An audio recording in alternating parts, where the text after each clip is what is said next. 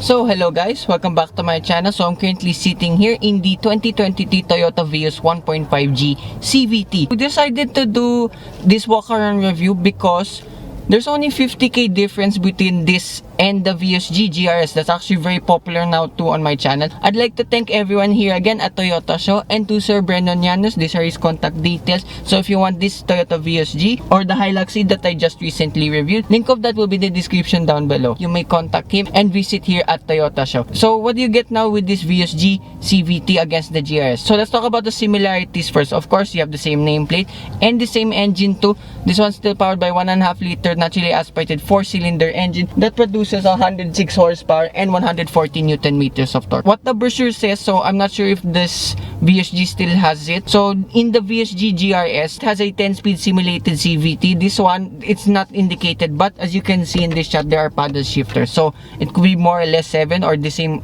10 like with the GR-S. So hopefully I can get a test drive of this and to find out soon. In the exterior, almost exactly the same. So unlike with the GR-S, this normal G has a lot more chrome here, like on the doors. They have the same size of wheels, but it's no longer the blacked out style like with the GR-S. As well, you get the same look, same looking rear too, as well the same boot space. So here now in the interior, looks more or less exactly the same, minus with all of the GR-S logos here and there. So the steering wheel of this Vios G, I know there's a little bit less buttons than that of the GR-S, but everything here from the infotainment system all the way to the gear shift, it is exactly the same. So as well, you have a manual handbrake here, 12-volt socket, urethane, center console box. Again, that's the one feature I didn't like with the Vios GR-S too. So here in the door card, a lot more plastics here and there, same with the fabric materials here. So unlike too with the GR-S, you only get fabric seats now with this G. So this formerly was the top of the line model before the GR-S came in, but still you get fabric seats. So if you want leather, yeah, go for the GR-S model. So the instrument cluster here, there's blue accents all around it. Same with the lower variants of the Vios lineup too. Glove box, pretty much more or less the same. Here on the left side, same amount of buttons. You have your eco mode, sport mode, your electronic stability control. I know the GR-S has blank buttons here, just show a clip of it here on screen.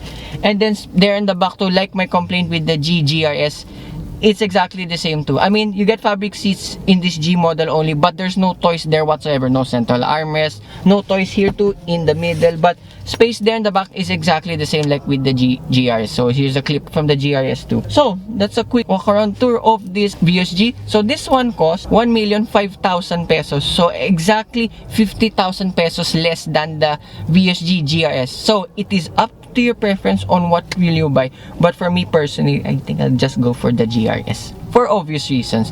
So that concludes my quick walk around tour of this Vios G. So remember, if you want Toyota, you may contact Sir Brennan Llanos and visit at the showroom here at Toyota Show. So hope you guys like and subscribe, and I will see you with more Toyota reviews coming right up.